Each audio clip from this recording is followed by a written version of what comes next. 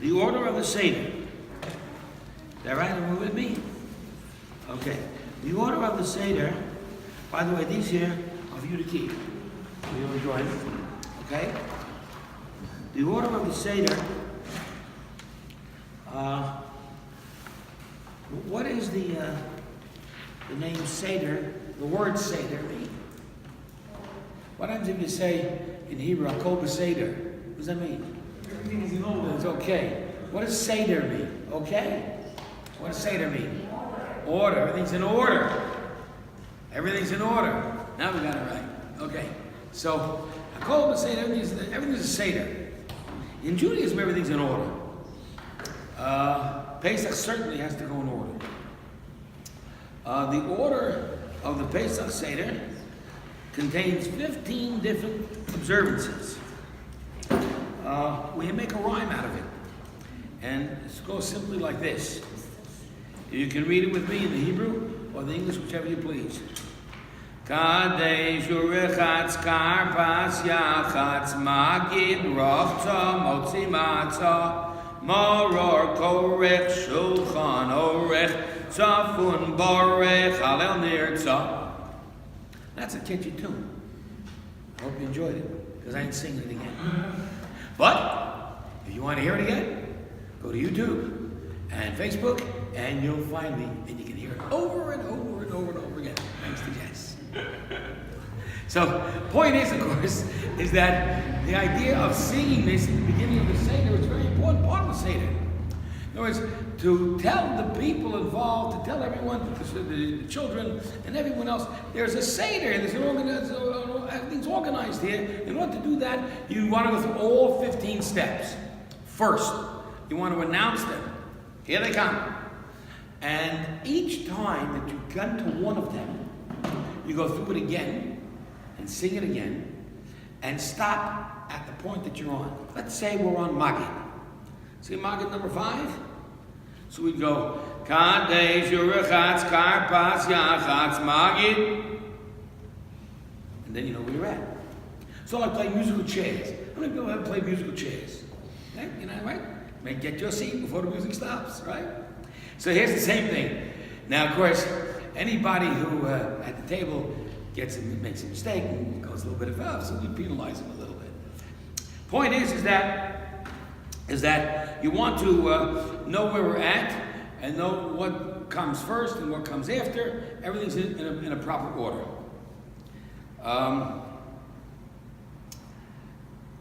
The Shloah HaKadosh, great rabbi who wrote a book of great scholarships in 150, 200 years ago, wrote that Simona Milsa, the signs, each and every one of them, has significance, value, and power. Just a word. Not just a deed, but just the word itself means so much. Kadesh. It means something. And it's important to announce it. And then we do it. Now,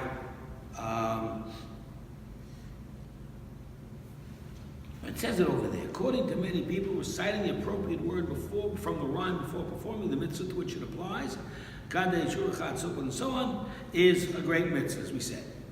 So let's begin by taking a look at all 15 of them and find for me the only 2 that are mitzvahs of the Torah. Matzah is one, no doubt about it. Who said matzah? Okay, matzah. Halal. What? Halal. Nope. Halal is not. There's nowhere in the Torah that says to say halal. But what? The blessing of the Oh, so you're right about that. So I'll stand corrected. There is a requirement of the Torah to say grace after me. That's called Baruch and Birkat HaMazon. And the fact of the matter is that it is a mitzvah of the Torah, because the Torah says so. In other words, every time you acknowledge or identify the mitzvah of the Torah, you have to say where it is. So you say, in Devarim, it says in Deuteronomy, it says in the 5th book, V'yachalta, v'savata, v'beirachta. You shall eat, be satisfied, and bench, and say Birkat HaMazon. So therefore, you're right. Birkat Hamazon is a, we call, when we affirm a mitzvah of the Torah, we call it in Aramaic mitzvah doraisa. Oraisa is Aramaic for Torah. That's the language that the Talmud uses. As vis-a-vis, let's say, mitzvah rabbanon, which is of rabbinic origin. Now, the bottom line is that even though Borech is a mitzvah of the Torah, it's not unique to Pesach. Oh, so the answer is Magid. Magid is to tell the story. The Torah teaches, "V'yigaradon levincha," you shall tell your son the story of the departure from Egypt. So therefore, since that's what it says, therefore the Torah, we have to tell the story, and that's basically the thrust of the Haggadah that we have in front of us, the story of the departure from Egypt. What we like to focus on a whole lot is really the departure, more than just the actual slavery and suffering and misery. And even though we will not belittle the intensity of the suffering and the slavery, nevertheless, we want to emphasize the miraculous departure. And from there we will learn how intense the slavery was. For as intense as the slavery was, that's how powerful the miracle will be, awesome the miracle will be to take us out. If it's a small suffering, so then it's a small miracle. An amazing and awesome suffering, and then is an awesome miracle that affects our departure from Egypt.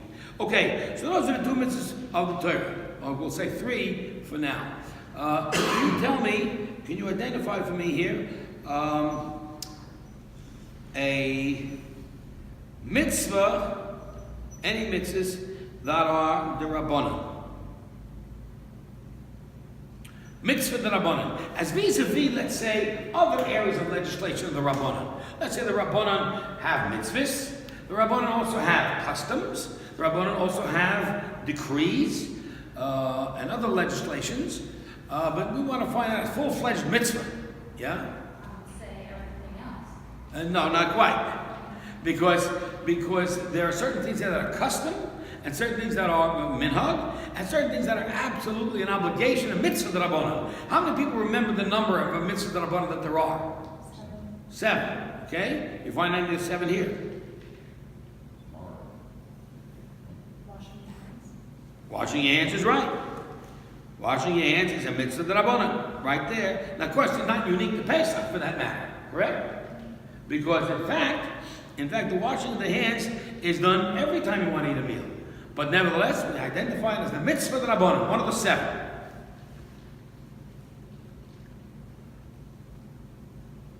Yes? Bitter herbs.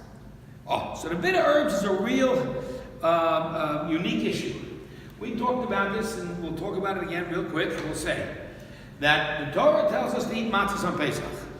Then the Torah tells us that when you bring the Passover offering, the Korban Pesach, you have to bring with it matzah, al matzah so mororim yochluhu, you shall eat it together with matzah and moror. This being said, if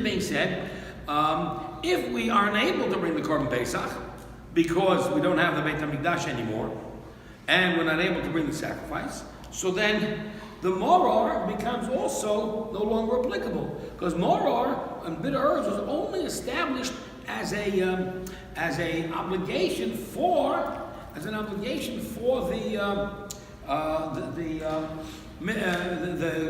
to eat together with the Korban Pesach, with the Passover sacrifice. So without the sacrifice, without the Korban, so we really aren't obligated anymore to eat moror. Now matzah we still eat in any event, midoraisa, from the Torah. Why? Because matzah is recorded in the Torah so many other times as an obligation for that night, for the Pesach night, irrespective of whether there's a korban or not. If it's a fact that in addition to eating matzah on Pesach night, when you do eat the korban, you do eat the sacrifice, the meat from the sacrifice, you have to have matzah with it. We understand that. But if there's no sacrifice, there's still matzah. But not so bitter herbs. Because moror was mentioned only in connection with the korban. So if there's no korban, there's no sacrifice, there's no moror. Why do we do moror then? That's the rule that we learned some time ago called Zeichel HaMikdash. Remember the way it used to be in the Beis HaMikdash. We have established, the Rabbanan have established many rules called Zeichel HaMikdash. That's called a takana. A takana is not a mitzvah of the Rabbanan, it's not part of the 7, but it's called a ruling of the Rabbanan.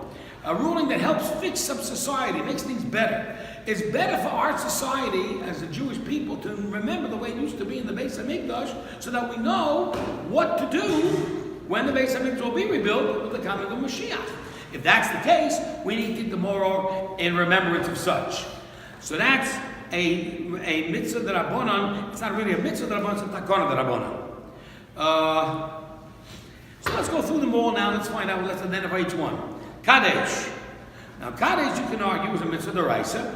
Because why? Because the Torah says, on Shabbos you should declare Shabbos holy and sanctified and make Kiddush. That's Kadesh. However, some say that the mitzvah of doing so midrabanan, of doing so over a cup of wine is midrabanan. But what you can simply say, today's holy, and be done with it. And we do so in the davening. Or we do so, let's say, when the women light the candles, they can say, L'adlik Ner Shel Shabbat Kodesh. And that immediately does the trick of declaring that it's holy. But the Rabbanan wanted us to do a little bit extra and to connect it with the meal. Yeshayahu Hanavi, the great Isaiah the prophet, told us, V'karasa l'Shabbos oneg. Call out Shabbos when there's a time of delight. Kiddush b'makom suda. When you have Kiddush,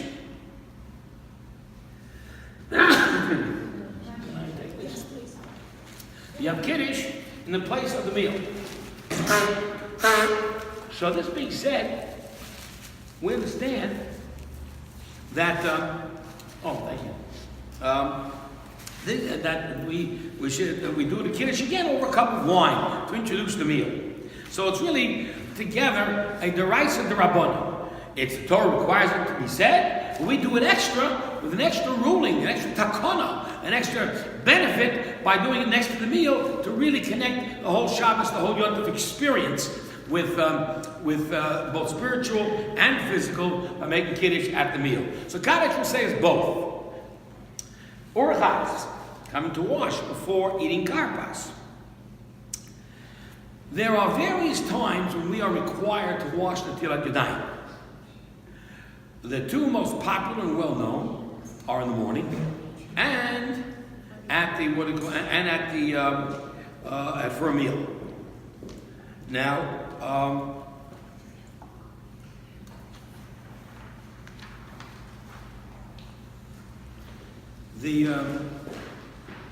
for the meal, we all wash, as you know, and require a bracha. Say a bracha, and that bracha, all brachas, by the way, are Rabbanan, except for Birkat HaMazon, as we learned many times. So therefore, that's another mitzvah that Rabbanan do. But the only thing is here, we're going to wash without a bracha. And it says we do not make a bracha. So while you're familiar with washing hands before a meal, and when you wake up in the morning, and do so with a bracha, there are many other times that you would wash hands for other occasions with a cup, Netilat Yadayim, and not make a bracha. Anybody know some of those occasions? Before we pray. That's a very good point.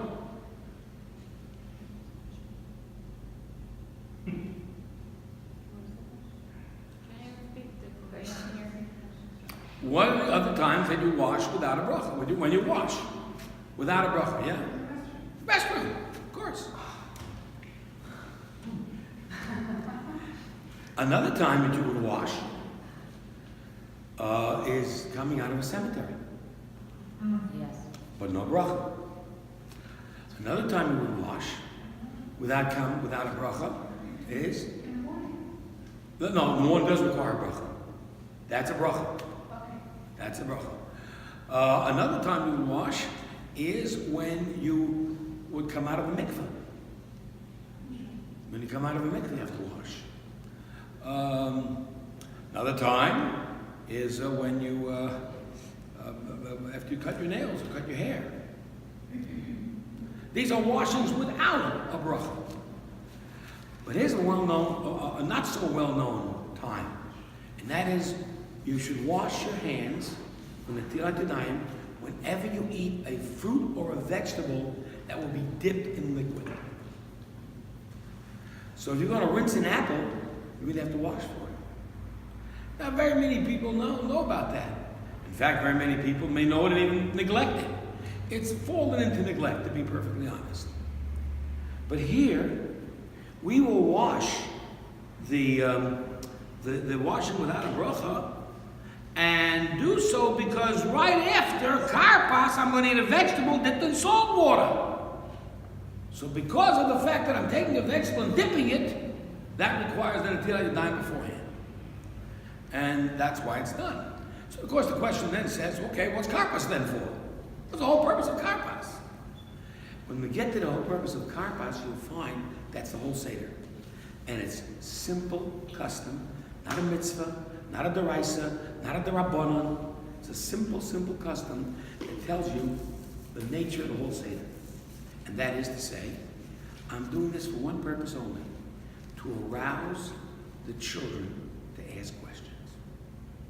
I'm going to do whatever I can to do things differently, unusually, to arouse questions. Now, in dipping the vegetable into salt water, usually it doesn't really matter what vegetable it is, but it should. Some people use celery. The point is that it should be not you should not eat a full tizayas, a full size of olive, which ordinarily when we eat, we're required to eat the full size of the size of an olive, or what is called eating, rather than tasting something. But in this case, we want to eat particularly less. And I'll tell you why. Because if you ate more than a kizayas of this vegetable, you'd have to say an after bracha. And what's the after bracha called? Borei nefashot. Exactly. Remember that, Helena? After bracha, borei nefashot. Okay. So you understand that if, let's say, I was eating not a vegetable or a fruit, but rather I ate some grain, like a spaghetti or a cookie, and I ate a full kizayas worth, then I'd have to make an after bracha there too, a much larger one called avamichya. And if I add fruit from Eretz Yisrael, some of the 7 species that were unique to Israel, then I'd have to make an after bracha al eitz. And if I do them together, then I'd make brachas together. And then, of course, if I had wine, the size of the proper amount, which is about more than 3 ounces, 3.5 ounces, then I'd have to make an after bracha for that as well. No doubt about one thing. You must remember that the after brachas are of extreme importance. The after brachas cannot be minimized. They're not as powerful or as important as Birkat HaMazon, which is Midaraisa and Torah. But clearly, a bracha that after grains or after fruit from Israel or after wine, there's a large bracha. It's one bracha called the after bracha, bracha achrona, and it must be said. And this is one thing that cannot be neglected. The bracha for the vegetable or the other fruits or other things that require sha'akol bracha, like for instance meat, fish, cheese, eggs, stuff like that, that would require a small after bracha called borei nefashot. None of these can be minimized. But we don't want you to say an after bracha here. We don't want you to eat a full amount. Sometimes if you eat less than the proper amount, then there's no after bracha, as you know.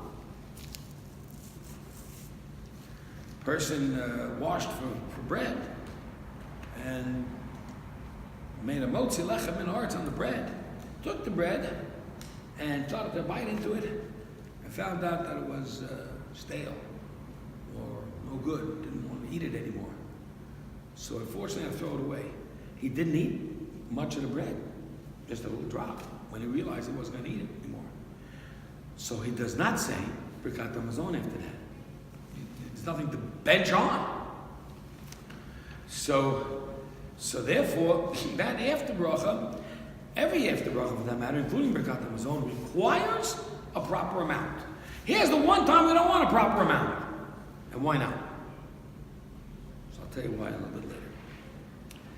But the whole purpose of doing this is to arouse the kids. Then I go to the next step, which is Yachatz, and I break the middle matzah, put it away for Afikomen. Is that the rice? Obviously not. There's no mitzvah in the Torah to break matzahs. Is that a drabonon? No, there's no drabonon that said break a matzah. Torah says eat a matzah. We didn't get the idea of breaking the matzah and then hiding away for Afikomen so you can have a whole game of hide and seek. Well, that's probably for the kids too. So we call that a takara drabonon, a piece of legislation to help guide us midrabanan. A minhag, an important minhag, also to arouse the kids, so to speak. Point is, of course, is that you want to come to the most important part of the Seder, Magid. Tell the story of the Yetzias Mitzrayim. So how do you tell the story? There's no story told without interest. If you haven't got questions, you haven't got a story. If you haven't got manishtam, you haven't got a story. If you haven't got 4 questions, you haven't got it. You can say all that you want. Stories must have interest, and there must be questions to arouse the answers to have meaning. And so the point here is to arouse the children to get into a zone in which they are interested. So therefore the goal is to go out of your way to make things unusual. So the first rule of the story is you got to have questions. Second rule of the story is you got to do unusual things to make the questions asked. Third rule of the story is we're going to learn is that it should be elaborate. And the fourth rule of the story is that it should contain the truth. And the truth is 2 factors, both anti each other. And that's the truth. And I'll explain to you how it works.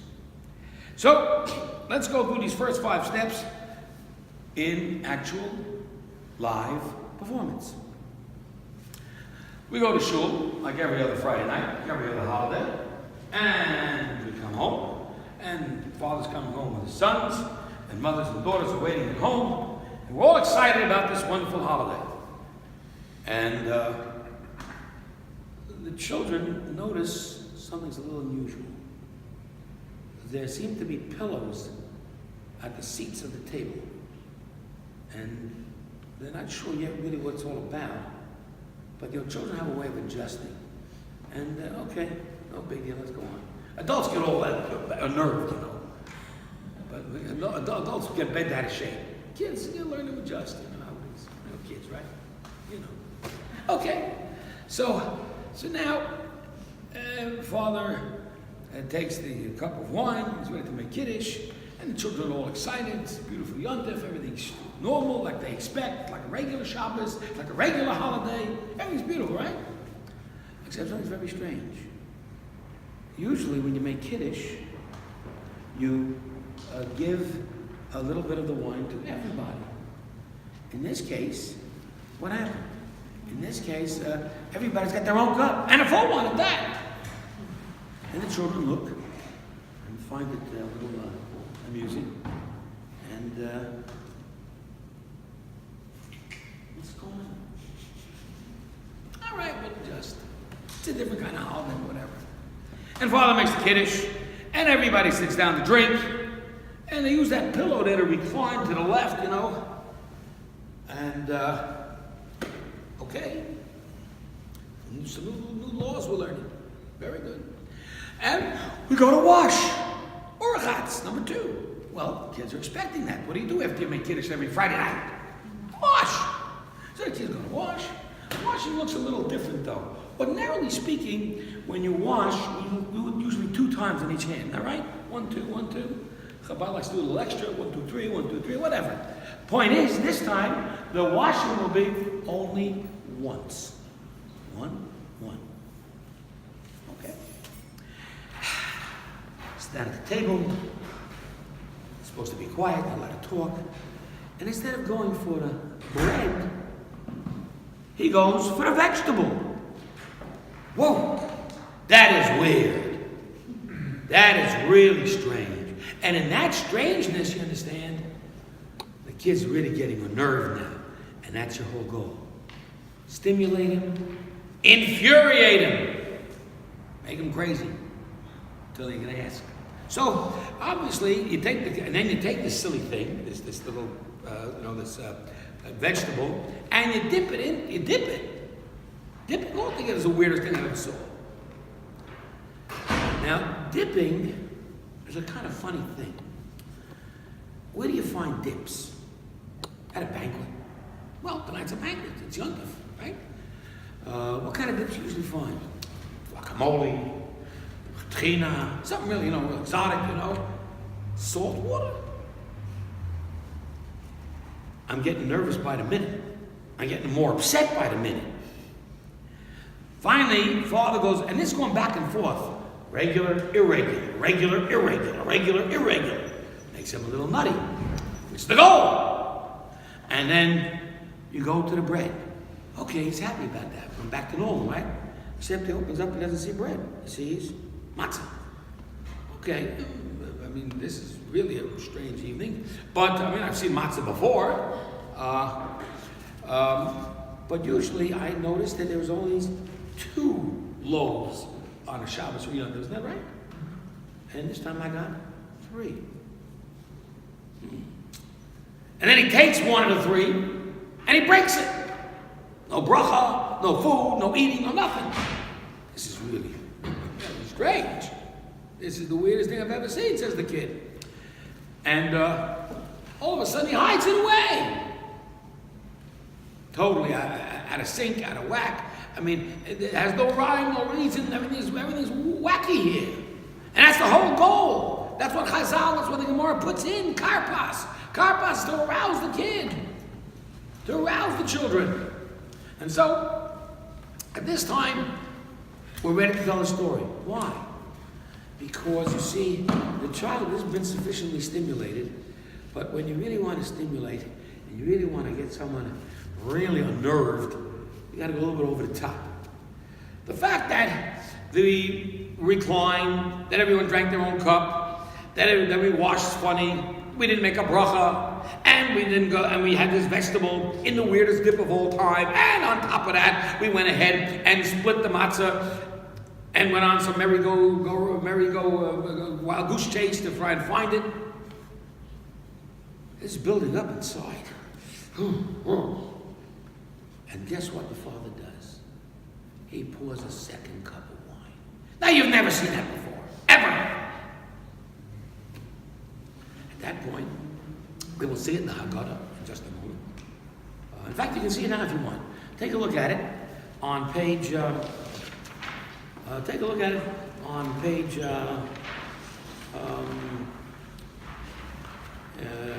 Well, you can find Kiddush on page 12. You'll find the washing and the anyone else needs? There's 2 extras here. I have 2 extras. Actually, some extras here. You'll find the Kiddush on 12, the washing, the karpas, and the breaking of the middle matzah on 14, and on 15, he holds up the matzah and he invites people to come in. And he calls the matzah a really weird name. He calls it poor man's bread. And it does look, a little impoverished, to be perfectly honest. It's not exactly something you would serve at the Waldorf Astoria. But, and tonight's a Yontif. A Yontif, a Chag is a Waldorf Astoria, isn't it? Well, so at this point in time, the kid sees this, and he really is bent out of shape. And on page 16, the second cup is filled, and exasperated, the child says, why is this night different from all other nights? And you have got the story started. Now you're ready to go. And he asks some questions. The first question he asks is, hey, I know matzah, that's okay. We've eaten chametz and matzah before, intermittently. But tonight, only matzah at the table? What, are we broke? What's going on here? And 3, and 1 breaks. Then he says, all other nights, we all eat vegetables, but we see bitter. Because the karpas really was part of the moro that's going to be eaten later on. When we eat the bitter herbs later on, we're going to eat it together with the matzah. What's interesting is that to eat the matzah, you have to wash because it's bread. We're going to wash later on, a second washing. Then we're going to make the bracha, because that's what you have to do for bread. And we're going to eat the matzah. And then we're going to, after the matzah, eat the bitter herbs. And the bitter herb, which was eaten together with the matzah, because that's the way it was with the korban Pesach in those days, with the Pesach offering. So, in doing so, we really have to make a bracha on the bitter herbs. What bracha would you suggest on the bitter herbs? Adama. But we don't do it. You know why? Because we made an Adama back earlier in the Seder, the Karpas. And by not eating a full amount, and by eating a small amount and not requiring an after bracha for that Adama, we then connect that Adama to the maror we're going to eat later on, and not require that bracha. So you'll say to me, why do we require a bracha on Adama? I just washed, I ate a motzi. I don't require any bracha. The answer is because when you eat a meal, even if, let's say, you do wash and you do eat bread, it doesn't exempt all brachas, except those that are part of the meal. But maror is not part of the meal, it's an additive. When you have an additive, then you have to make a bracha. Everybody knows on dessert we make a bracha, even after we wash. Because why? Because it's an additive. It's not part of the meal. You understand? That being the case, therefore, we have a bracha of Adama that we should be reciting on the maror. And we don't do it. Because we had the Adama bracha earlier on the vegetable of karpas, which is a similar to the maror.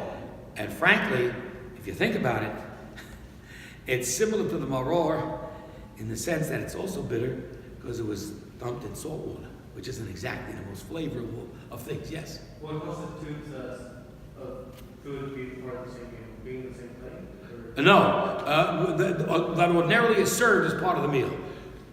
A salad, a soup, a main dish, and added vegetables. But you add something like bitter herbs to it, purely for the mitzvah, that's not part of the meal.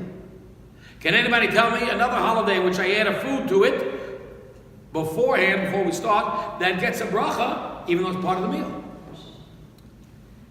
Anybody? A holiday in which I will add a certain food to it and make a bracha on it because it's added, not part of the meal. Rosh Hashanah is right. I don't have to eat an apple and honey. It's not part of my meal. It's an additive. So I made a bracha on it. So if you take a look now and turn to page 37, where I wash for a meal, and there at 37, as I wash for the meal, I make the bracha on the Tilat Yadayim. Then I do motzi matzah. Motzi matzah means two brachas. Everyone with me on 37? I make the bracha for bread. Motzi lechem min haaretz. And then I make a bracha for the matzah. But it was interesting to note, and we've said this many, many times, you have to remember this, that the bracha of matzah adds 4 extra special words. What are those 4 special words that are added? Not only to the bracha of the matzah, but frankly to every bracha of every mitzvah. Asher kiddishanu v'mitzvotav v'tzivanu. Everybody knows that there are 3 kinds of brachas. There's a bracha for pleasure, for food, and there's also a bracha for the mitzvah, and there's also a bracha for Thanksgiving. So let's say I want to make a bracha on bread. Hamotzi lechem min haaretz. Do I add the words Asher kiddishanu v'mitzvotav v'tzivanu? No. Because there's no obligation to eat bread. It's an elective. You want to eat it, make a bracha. Thank God. If, let's say, I want to eat, I want to put a mezuzah on my door, that's a mitzvah. That's not for my benefit, it's for a mitzvah. Therefore, I say the words, Asher kiddishanu v'mitzvotav v'tzivanu. It's a mitzvah to do it. With matzah here, I got both. I got the fact that it's bread, and I have to say that, bracha motzi lechem haaretz. I also got the fact that I have to say that it's a mitzvah of the Torah to eat matzah tonight. Asher kiddishanu v'mitzvotav v'tzivanu. Everyone understand? Then I turn the page, on page 38, I got the bitter herbs. Now the bitter herbs should have gotten 2 brachas. One Adama, because it's extra special added to the meal, and maror, but it doesn't get Adama. Why not? Because Adama was said earlier with the karpas. Had I eaten too much karpas and made an after bracha on the karpas, then I'd have to make an Adama here again. I can't extend it, because it's over once you make an after bracha.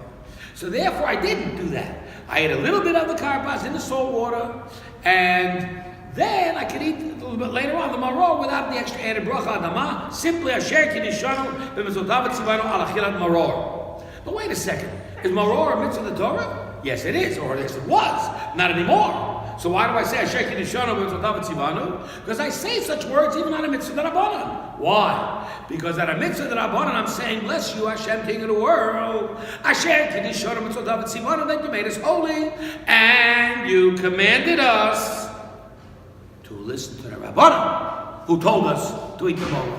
Because maror today is the Rabbanan. Everyone understand? But I have to say that bracha. And of course, I really want to remember how it was in the Beis HaMikdash. So on page 38 at the bottom, I'll make a sandwich, a korech, and I'll say this is the reminder of what Hillel used to do in the Beis HaMikdash. Zeichel HaMikdash. Remember the way it used to be in the old days in the Beis HaMikdash, so that we remember how to do it, and we'll know how to do it when Hashem will return us to the Beis HaMikdash with the coming of Mashiach. In any event, going back to page 16, the children are asking. This night is certainly unusual. Chametz, matzah is the norm. Today only matzah, 3, broken, hiding. Today maror, I can eat all the vegetables. Today I got this bitter stuff. The bitter stuff, you understand, is what? The bitter stuff is the karpas, as we said earlier, that really aroused the child, plus the maror later on. Third question. We never do much dipping. Dipping isn't a part of the rituals. All of a sudden you want me to dip, and you're going to make me dip twice. You're going to dip the karpas in salt water, which I just saw you do, and you're going to dip later on the maror and the charoses. The reason maror is dipped in charoses, by the way, is to lighten the bitterness of it, so to speak. In any event, this is really bothering the child. That karpas really was weird, Dad. I mean, you got to admit it. That's really out of sorts. I mean, there's dipping stuff and salt water. I mean, we never do that. And finally, the last question is, all the nights we sit straight or leaning. Tonight you're leaning. What are you leaning for? At this point in time, the father's ready to answer questions. So once again, how do you tell a good story? Starting on page 17, you tell it with magid, which is a mitzvah d'oraisa, a mitzvah of Torah. And it has to be done elaborately. And it has to be done in truth. What is truth? Truth, the Gemara teaches us the following. Matchil b'glut u'mesayem b'shvach. You must begin with degradation, shame, and humiliation. And you must end with triumph and victory and joy. What does it mean? Basically what it means is very simple. The truth is, of this whole story, that it wasn't all good. It was born out of suffering. And children cannot be shielded from that. In whatever level of age that they are, they must understand there is suffering in the world. And they must be taught to be empathetic. At the same time, they cannot be given hope, give up hope and be filled with despair. They need to do what? They need to have hope, triumph. Truth will triumph. Those who have and really believe in Hashem will win.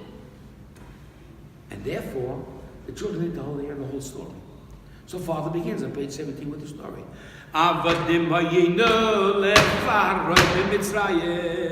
We were slaves under Paro in Mitzrayim. You know what a slave is? We'll learn about a slave.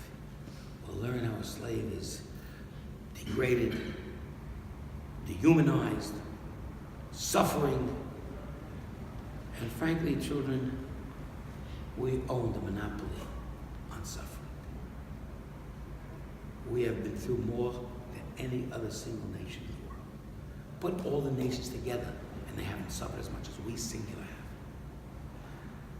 But, look what it says. Hashem took us out with a great hand, with a mighty hand. With an outstretched arm. Whoa.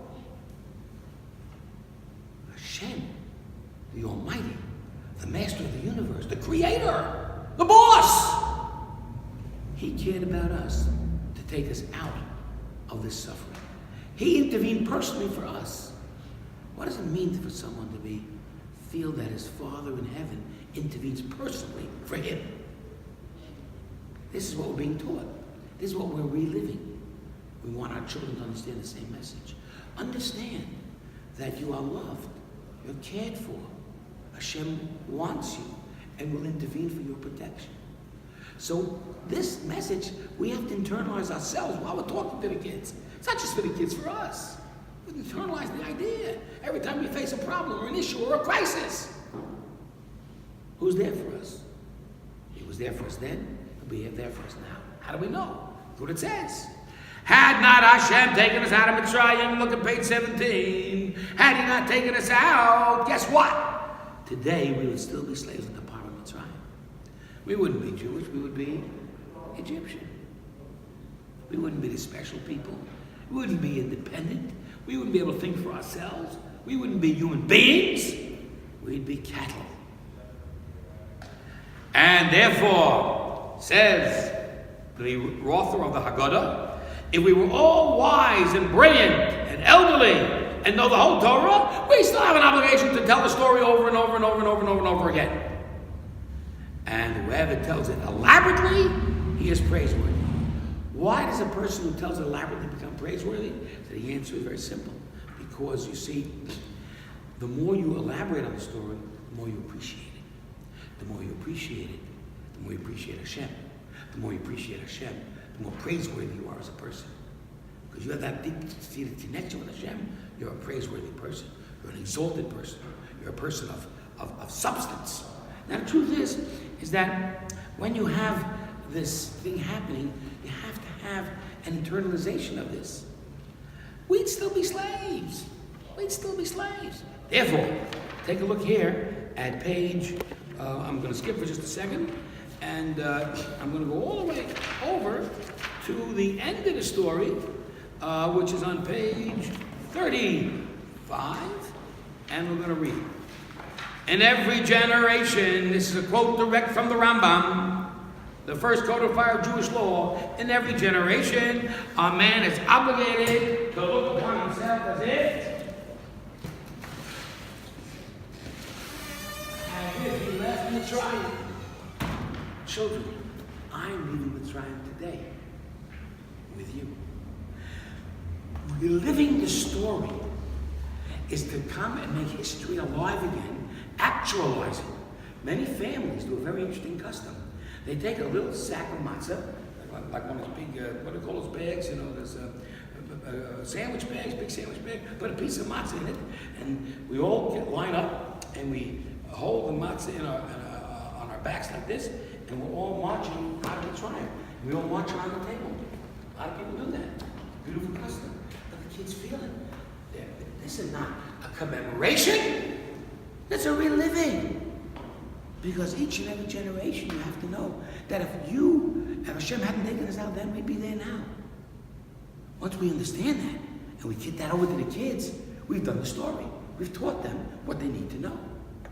So, therefore, if we turn back to our page, we're going to say it's important to tell the story at great length. So what are the rules of the story again? Number one, arouse questions. Number two, tell the truth. Give hope, but be real. Number three, be elaborate. Tell as much as you can.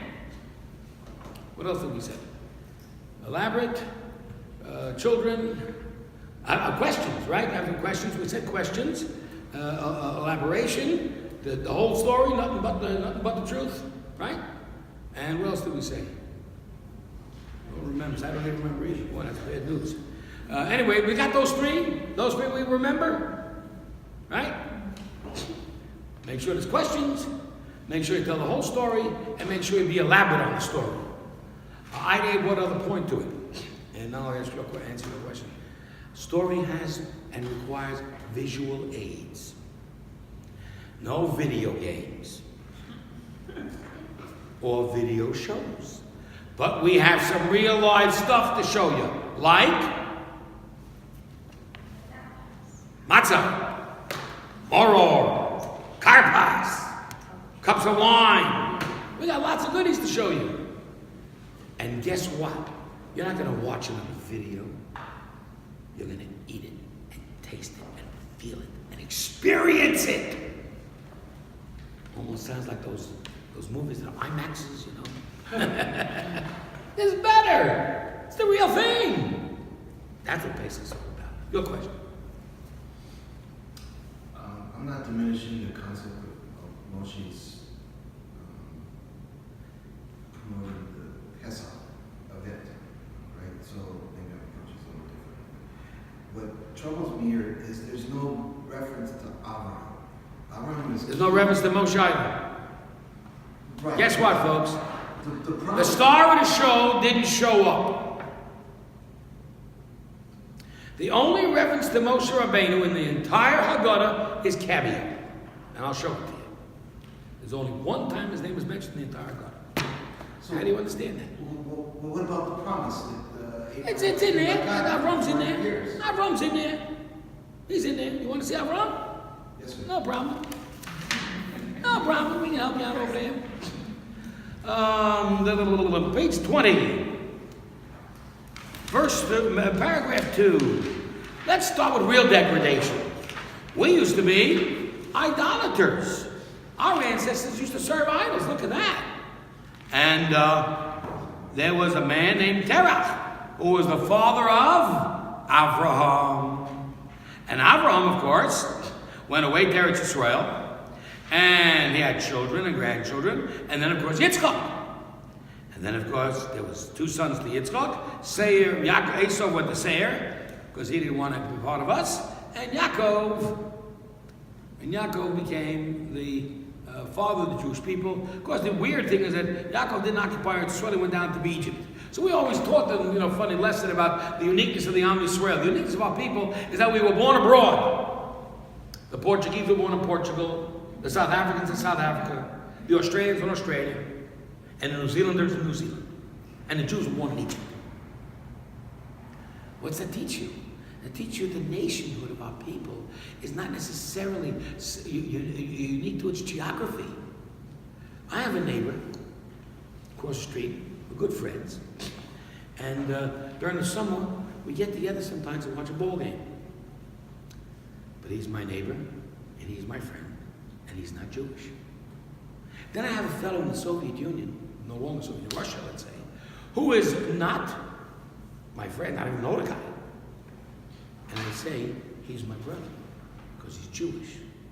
Do we now understand the nature of Jewish nationhood, Jewish peoplehood, Jewish brotherhood? Do we now understand that? So understand that our uniqueness is a people that is born under unusual circumstances, because we're an unusual people. That's why the story tells our children we started in degradation. We started as slaves. We started as idolaters. But look who we've become. Look at what we are. The pinnacle of humanity. That's what you have to understand about the Jewish people and why we're celebrating Pesach. The birth of the Jewish people. So now, of course, we go back and tell a story on page 18 of the fact that here's a way to elaborate the story. One of the ways of elaborating the story is a group of rabbis gathered together in a city called Bnei Brak, and they sat all night till the morning. Friends, you've never experienced a Seder in your life until you've gone to the morning. My Seder's, at its pinnacle, we're about 2 or 3 in the morning. Nowadays, we're a little bit, maybe at 1 o'clock. We get to 1? Yeah, we get maybe 1:30. In the old days, when I was younger and had more strength, 2:30, 3 o'clock, no problem. Once in my life, I spent an all-nighter with my Rebbe in Jerusalem when I was 18. Of course, I was 18, it was a little different. But, but I'll tell you this, to experience an all-nighter is to see and relive those rabbis in Bnei Brak. You're joining them. You're not watching a movie. You're there. You understand? That's the beauty of Pesach, the reliving of it all. Now, of course, there's another way of another definition of telling the story. We'll call this definition number. Questions, elaborate, truth. Number 4 is video or visual. We said visual aids. Number 5, look at page 19. When you tell the story, make sure that you tell it appropriate age appropriate and intelligence appropriate.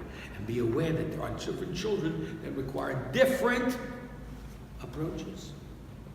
And that's another part of the way to tell a good and interesting story and make it come alive.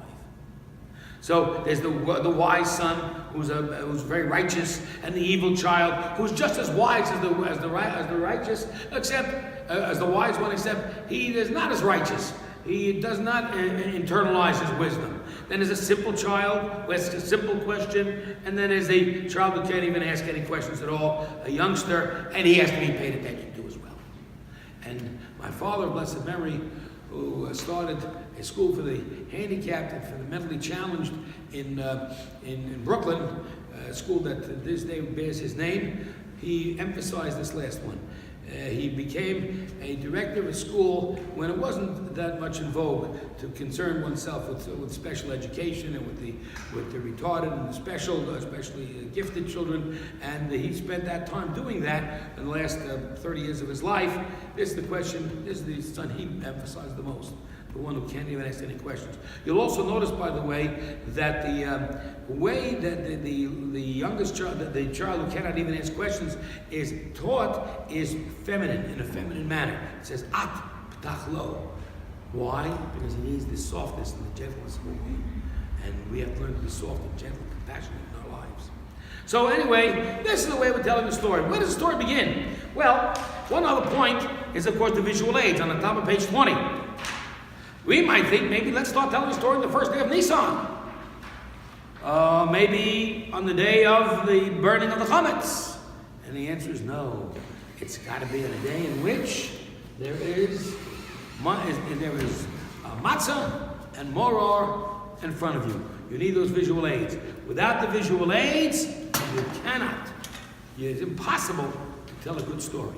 And that's why the story does not begin until Pesach night when the matzah and moror are there.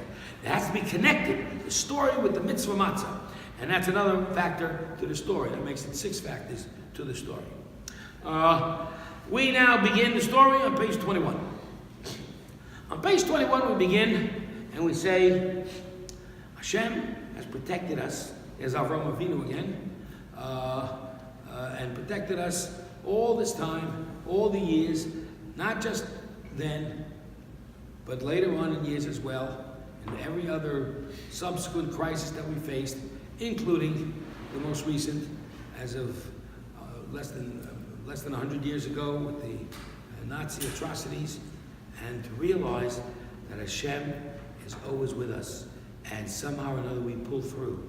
That we pulled through the Holocaust and we're still alive today and surviving and performing our rituals is an absolute, total miracle beyond belief. No one can understand it. So, given that in mind, let's begin the story. We put down our cup of wine, uncover the matzahs, and the reason for uncovering the matzahs is because the story has to be told over the matzah. And the matzah itself, you see, the whole idea that the child really, the whole idea of getting the kids to ask questions is really to get a understanding of conflict. And the child asks the questions. Matzah, moror. Karpa, dipping, and leaning. And he takes these 4 questions and he splits them in half. 2 versus 2. Matzah? Oh yeah, that's when we bake the matzah and leave Egypt. Night of freedom. I'm sorry, but it's also a lechamon, it's poor man's bread. It's a very hard cracker to eat. Moror, bitter herbs, certainly a reminder of slavery. On the other hand, you're reading and reclining like a free man, drinking wine, and you are dipping like at some eloquent banquet. Says the child, what is tonight? Is it a night of celebration or a night of sadness? Are we remembering the slavery? Are we remembering the departure and the victory? Answer the father. We were slaves until Paro Hashem took us out. Is the concept tonight is both. Because all of life is both. Children, all of life is both. Life has its ups and its downs. We were down, and that's part of life. You won't always get the best grade in the class or in the test. And you might have an argument with your friend and be thrown out of the club or whatever. That's life. But Hashem's here for us, and we'll always triumph. So the child knows that the truth of tonight is the truth of the story, the truth of life. And the truth is, begin with degradation and end with triumph. Yes, there's matzah. Yes, there's bitter herbs, and it sounds and it looks pretty glib, pretty grim. But there is also a sense of triumph tonight. Tonight is a moment of celebration and freedom. And that's how we try to help children keep the balance. And that's the real essence of the story. So now the story begins on page 21. Let's see what happens over here. Let's read only the green, only the turquoise, the funny color there. Lavan tries to destroy my father Jacob.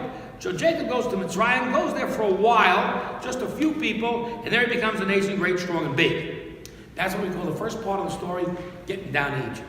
So let's take a look at the next page, and it'll tell us what these words mean. And the next page you see the turquoise and then the regular.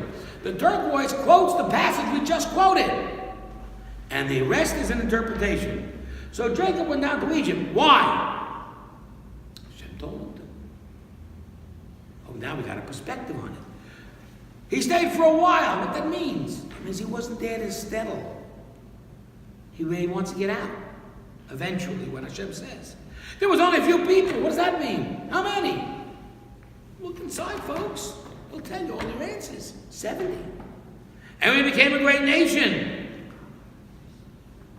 How did we become a great nation? We were identified Jewishly.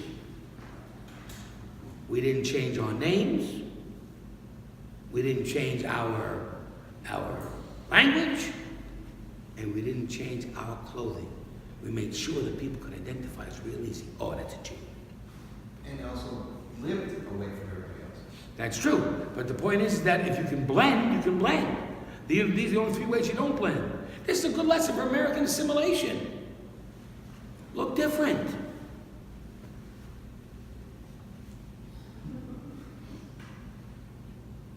Talk different. Hebrew is our language. You mean to tell me that you have a great education, you speak English, and you read English well, and you're not literate in Hebrew? That's disgraceful. That's disgraceful. It's your language. You're not literate? Nothing is more important than having literacy. How can you not be literate?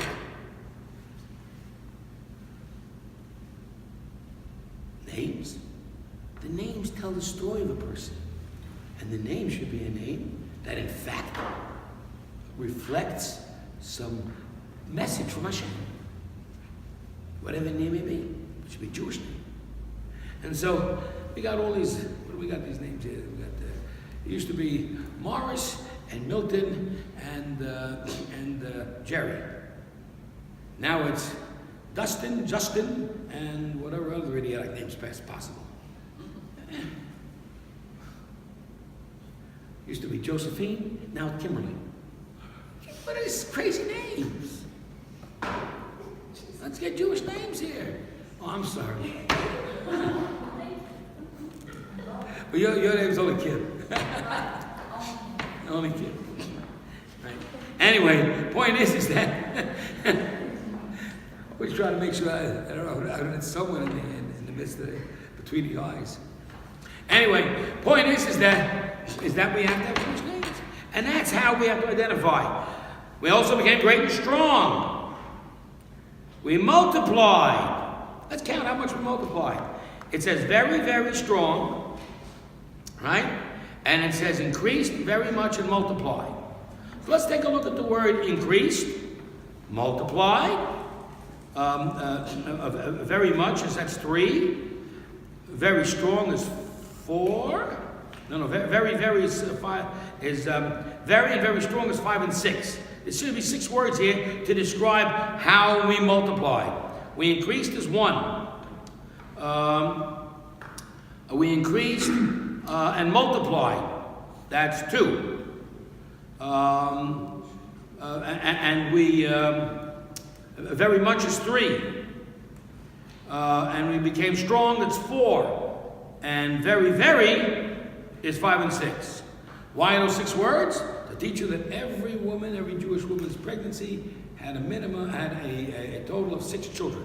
There were 6 children in every pregnancy, and every pregnancy was to term, and every child was healthy and wonderful. And the Jewish people multiplied to an extraordinary amount.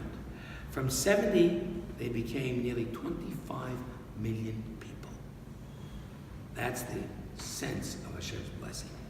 And big.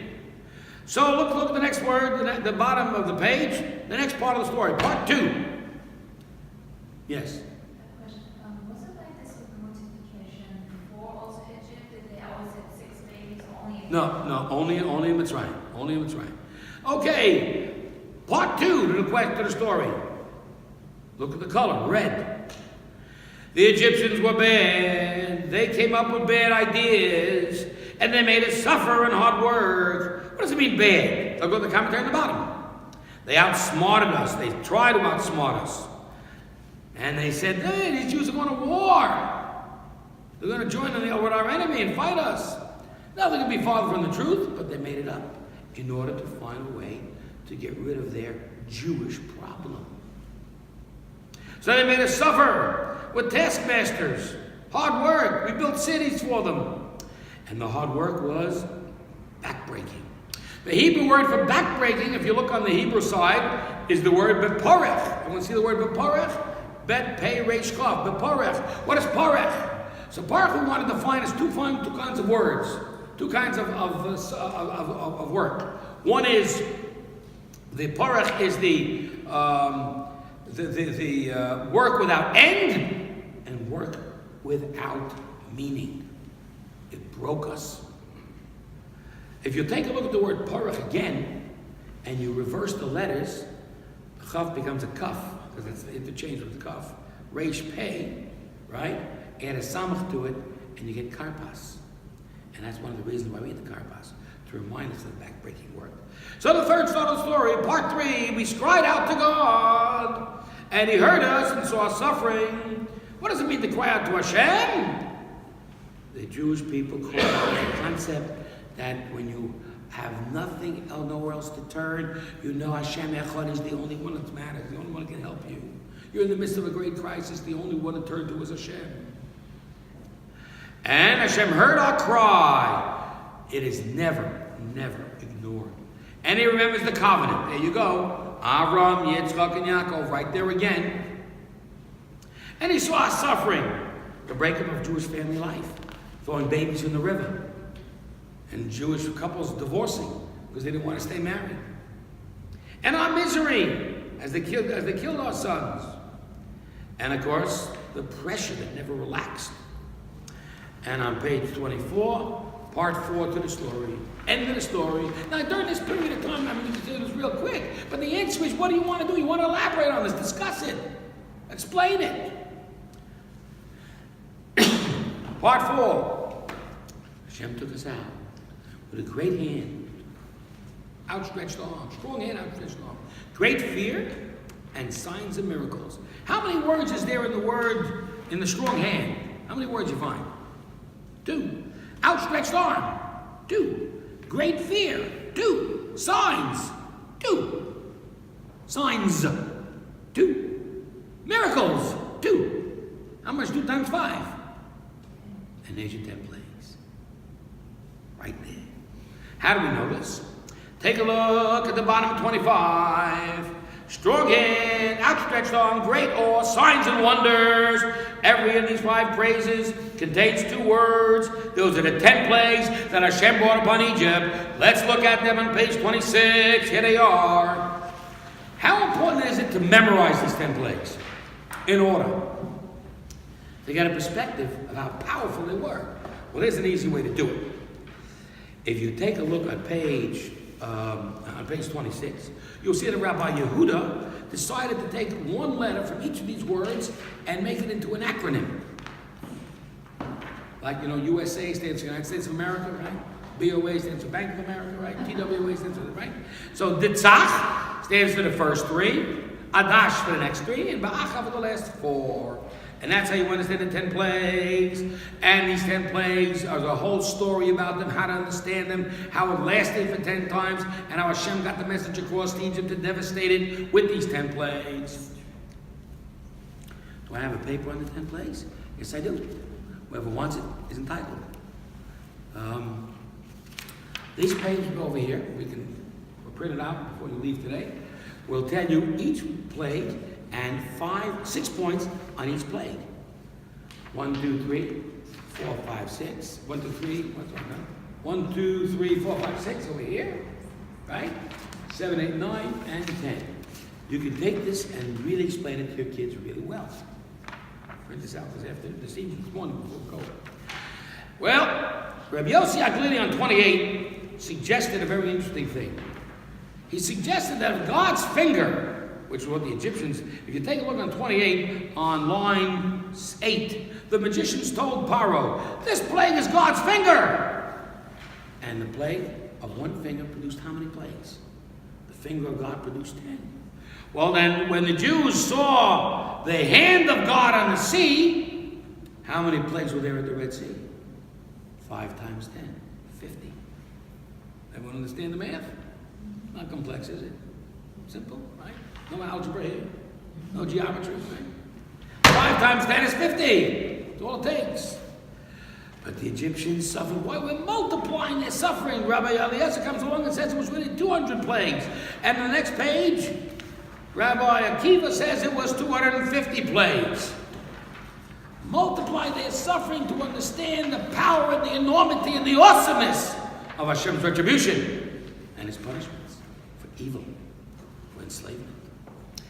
And therefore, we express our appreciation to Hashem. And here's the climax to the story. Dayenu, how much did Hashem do for us? Every one of those steps is Dayenu is enough. What does mean Dayenu would have been enough? It means to say that I appreciate every single thing God did for me, and there are 15 of them. So when I sing the song Dayenu, what I'm really saying is, Hashem, each and every time you do something for me, even if you don't follow up, it's good enough just to know that you're there. So, take a look at, let's see, the 1, 2, 3, 4, 5, 6, if he had just. Number 6. If he had just split the sea for us, but not brought us across on dry land, that would have been enough. Can you agree with that? I mean, well, thank you for splitting the sea. But then, it would have been enough if we didn't go through? The answer is yes. Because why? Because you know God's there. Because you see the miracle. You see? Number 7. If he had just brought us across on dry land, but not drowned our enemies, would that have been enough? Yes. Because Hashem would have found another way to destroy the enemies. Once you see Hashem's intervention, relax. What is a popular bumper sticker these days? You see, not bumper sticker, it's a popular magnet on your fridge. Good morning. I know you're going to be facing a difficult day, but don't worry. I got your back. I'm God. Relax. Have a nice day. Everybody should have in this fridge. Everybody should have that on their fridge. Relax. Hashem's there. And of course, we have the continued story of that on page 31. If he'd given us the Shabbos, but not brought us to Mount Sinai, look at the next one. If he had brought us to Mount Sinai and not given us the Torah, Dayenu would have been enough. Sure it would have been. Do you know what the experience of Mount Sinai was just in of itself? Just to be there, to experience the revelation. So therefore, Dayenu really expresses our appreciation. Appreciation is the key to the story. It's the key to explaining to the kids how this means, what this means. The whole purpose of our Seder is to express our appreciation to Hashem. And the last part of the story is the visual aids. On page 32 and 33, Rabbi Gamliel teaches, anyone who has not explained these 3 things, you better explain them, and explain them in halacha and Jewish law, in terms of Jewish law. You did not fulfill the mitzvah of the Seder. What are the 3 things? You got to explain the Pesach, the Passover sacrifice, even if we don't have it. You got to explain the matzah and hold the matzah. And you got to explain the morah and hold the morah at the explanation as well. Now the story is over. Therefore, we now say on page 35, we feel as if we're reliving this whole story and it's happening to us right now. And then we start Hallel. Now, we didn't get to our little page over here, but when we get to, we only did the first 5 of the orders of the Seder. Now, we're ready for the meal.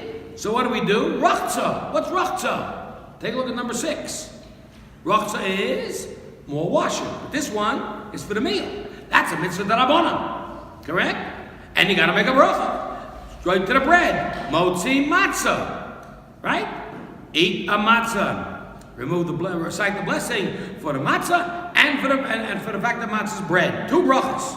And we can see that on page 37. And we know that that's a mitzvah of the Torah. And the Rachza, we know, is a mitzvah of the Rabbanan. Moro comes along on 38, as of the Rabbanan nowadays, as I explained earlier. And putting it together to remember the Beis HaMikdash, how Hillel used to do it, is at the bottom of 38, and that's Korech, and that is a Zeichel HaMikdash, another Takonat Rabbanan, another rabbinic legislation to help us understand better the meaning of the experience. Shulchan Aruch on top of 39 is the meal, the rice and the Rabbanan. What do you say? From the Torah or from the rabbis?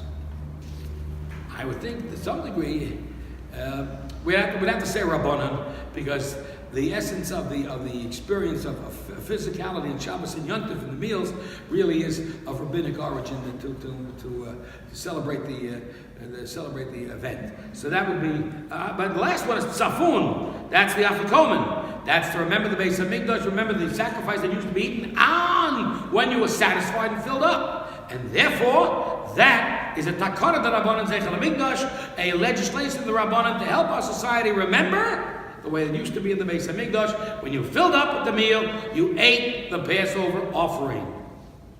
So instead of eating the Passover offering, what do we use as a dessert instead to remember? A piece of matzah. That same piece of matzah that you hid away earlier, that the kid stole and brought this you back and ransoms it off for a gift. And so basically, now we come to Borech, which is the bench, which is page 40, and of course that's a midoraisa,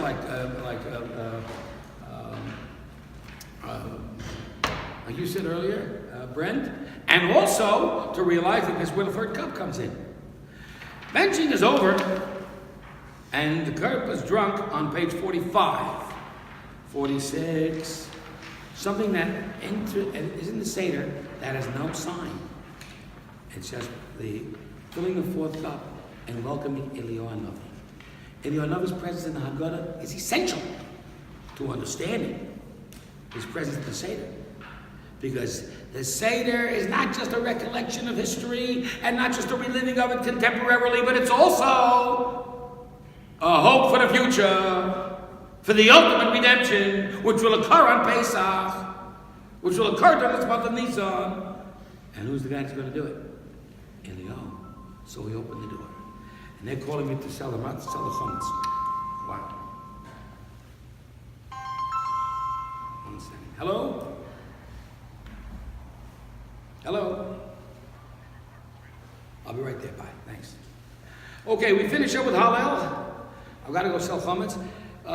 Those of you that want to sell chametz with me, I'm unable to do it now. I wanted to do it, but I can't because I have to run to a court which is selling the chametz at this time.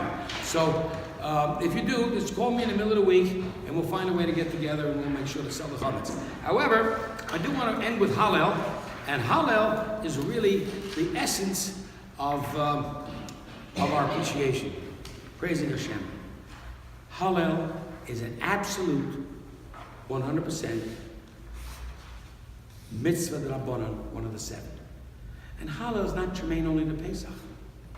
When else do you say Hallel? These praises of Hashem from the chapters of Tehillim 113 through 118. When else do you say it? Holidays?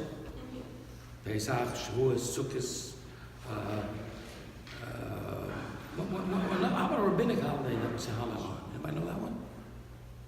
Hanukkah. Hanukkah, that's right. Okay. Purim we don't, because Purim was not happening in Eretz Yisrael. So there's a reason why we don't say Hallel. And so we do the Megillah instead of Hallel. But how about Rosh Chodesh? Special holiday for the women. But this is the only time throughout the year that you'll say Hallel at night. Only time. And the reason is because we're saying it over the Korban Pesach, over the Passover sacrifice. And why is that important? Because when we ate the sacrifice and we ate the meat of the animal that they worshipped, we demolished them and we demolished their beliefs. And we had to do that for ourselves because we entertained the thought of their beliefs. In order for us to leave Mitzrayim, we have to have Mitzrayim leave us. We have to get the Mitzrayim out of us. Get this influence of this depraved society away from us. In order to do that, you got to destroy what they have. Destroy their beliefs. Because their beliefs led to depravity, to destruction, to slavery, to inhumanity. And that has to be fought against with power. We slaughter their God. We sacrifice their God, our God, and we eat it. And the Egyptians were powerless to do anything to stop us. And that was emancipation in its totality. And that really is the reason for Hallel at the very end. Kids who are asleep by now, maybe way past midnight, sing the Hallel with gusto throughout the streets.